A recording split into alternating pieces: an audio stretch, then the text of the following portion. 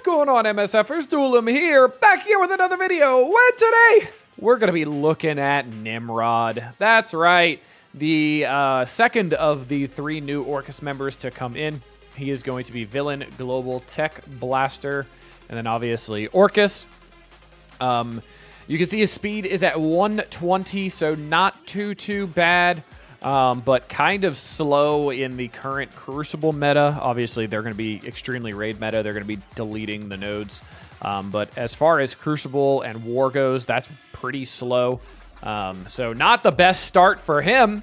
So let's get into his kit. Hunter's Beam is going to be his basic. So attack primary and adjacent targets for 100% damage. It's also unavoidable.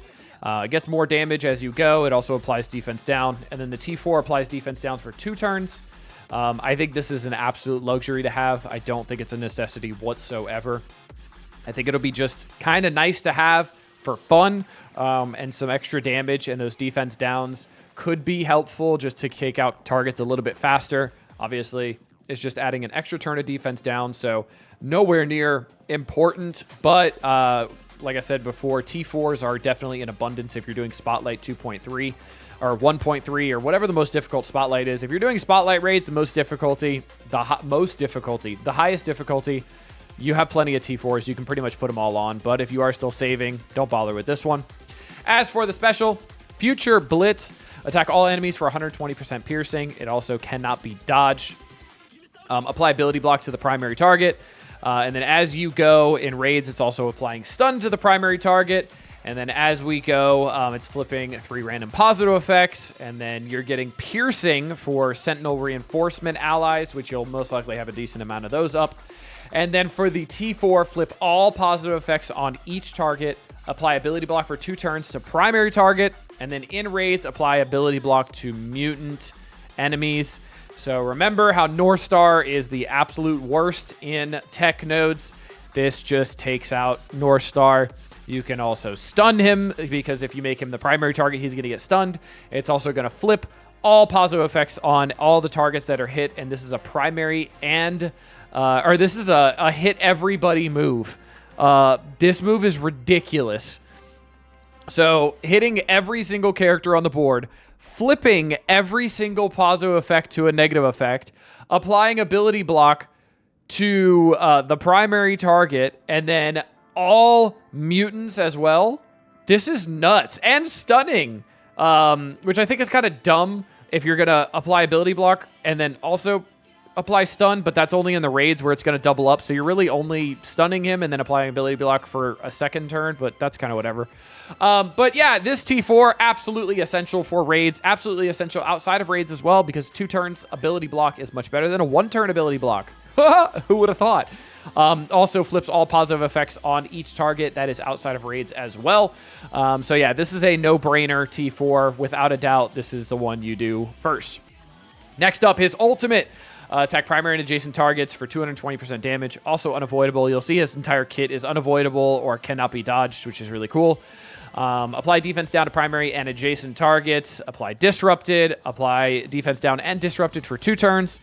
And then attack 80% damage for the T4, and this attack gains 100% crit chance. Do you need this? Not really. Is it nice to have? Sure. Why not? It's more damage. It's fine. It's not super essential. The crit chance is kind of meh, honestly. But it is what it is. It's a T4. You can do it. Why not? We have plenty. As for his passive, on kill, gain stealth, and then when this character has stealth, gain 30% damage. Are you thinking what I'm thinking about Room 4 in Cosmic Crucible? Maybe throwing Orcus in there? Yeah. In raids on successful attack by this character or any Orcus ally, apply heal block to each target. Gain 10% speed for each summoned tech ally up to a maximum of 50% in raids. Orcus allies gain that speed as well, so that's going to be... anytime you have Sentinel bots up, you're essentially gaining 10% per Sentinel bot that is up. And then that goes to his allies, the Orcus allies in raids as well, so that makes them very fast. In raids, if this character has 4 or more Orcus allies, lower the dodge chance of all enemies by 100%. So This essentially just makes everybody's kit unavoidable or can't be dodged. So you see it has it on all of his kit, but this just makes it so it's in everybody's kit, essentially. This T4, absolutely great. Please do it. Don't not do this one. This one's really, really nice to have. This does force you to have the full team, though. But I honestly think that this guy here, if you already have Sentinel because you got a lucky drop, you paid, you cored, whatever you did, this guy with Sentinel and the other reworks, and then a 5th like Kang, Penny, anything like that will absolutely delete these tech nodes. I'm pretty certain about that, if I'm going to be honest with you. So if you have already unlocked Sentinel, I'd say it's not a terrible idea to unlock Nimrod. I have not at this point, and I just don't care. So you'll see my Sentinels at 30 out of 100. I have Nimrod here at 0 out of 100. Obviously, he hasn't come out yet until today. I have no need to take him up because tech lanes are not a problem for me at all. Using that superior to 6 Penny on the first node, usually pretty close to a one-shot. If not, I can clean it up with Peg. Node 2, you do that sack, come in, clean it up with Peg. And then node 3, superior to 6 Penny, can one-shot it. And I have one-shot it before if you have the cooldowns. If not, then you just come in with Peg, and once again, you clean it up. So it's not that bad at all. So I would not recommend really buying this team if you're not having an issue with tech right now, because they're kind of meh outside of raids. Even with the buffs that they were given, I think it was like 4 or 5 days ago now. Maybe it's a week already. I don't know. Time flies.